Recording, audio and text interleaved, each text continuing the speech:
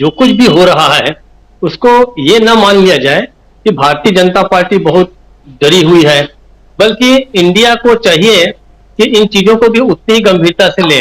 देखिए, जब भी राजनीतिक निर्णय कोई भी भारतीय जनता पार्टी लेती है तो वो अपने बाकी चीजों को भी ध्यान में रख के करती है। चुनाव आयोग जो होता है वो भी देखता है कि भारतीय जनता पार्टी की सुविधा के अनुसार कब चुनावों को किया जाए, कब उसके मतदान की तिथियां की जाए। ये हमने पिछला इतिहास भी देखा है, जब से पिछले कुछ समय से जब से जो केंद्रीय चुनाव आयोग जो है वो भारतीय जनता पार्टी और केंद्र सरकार के इशारे पर काम कर रहा है।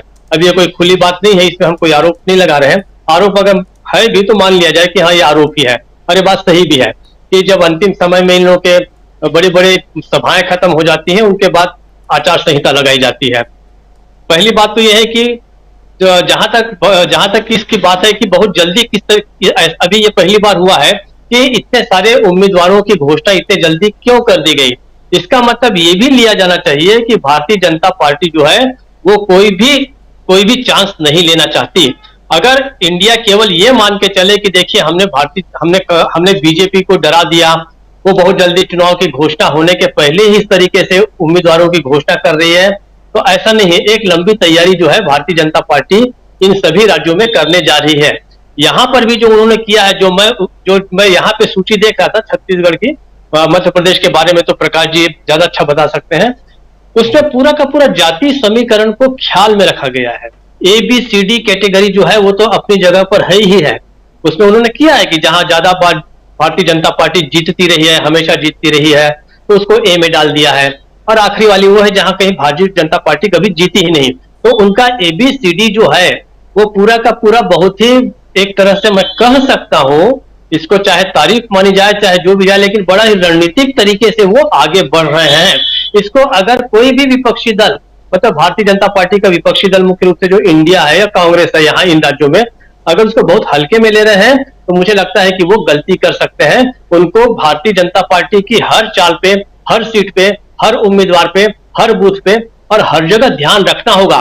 क्योंकि देखिए, ये जानते हैं कांग्रेस, बीजेपी भी जानती है कि मोदी के लिए और भारतीय जनता पार्टी के लिए 2024 की राह बहुत सरल नहीं है। तो ऐसा नहीं होगा कि वो मैदान को खाली छोड़ देंगे, वो बहुत गंभीरता से आगे बढ़ रहे हैं।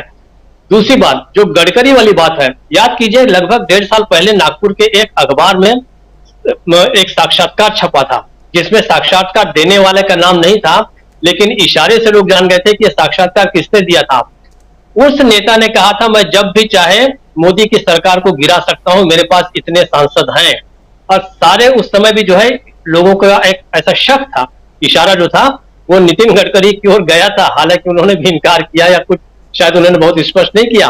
तो नितिन गडकरी एक बहुत बड़ी ताकत तो है, वो कभी भी चुनाव तो पहली बार इस समय जीते हैं, वरना वो तो हमेशा विधान परिषद में 1900 मेरे ख्याल से 88 के आसपास से आ रहे हैं, वहां की ग्रेजुएट कॉन्स्टिट्यूएंसी से जीतते हैं, RSS के बहुत नजदीक है। यहां तक कि जब उनको शायद 89 में शायद 97 वगैरह में उन्हें जब भारतीय जनता पार्टी का अध्यक्ष बनाया गया था, तो उस समय लोगों को आश्चर्य हुआ था, सॉरी 2012 में शायद बनाया गया था, तो लोगों को आश्चर्य हुआ था कि ये व्यक्ति को कहां से अध्यक्ष बनाया गया। लेकिन वो RSS के बड़े करीब के नेता है। और ये जो जिस व्यक्ति ने इस समय जो CAG जो है, वो ख्याल कीजिए उसका वो उस ब्यूरोक्रेट का रिकॉर्ड क्या है।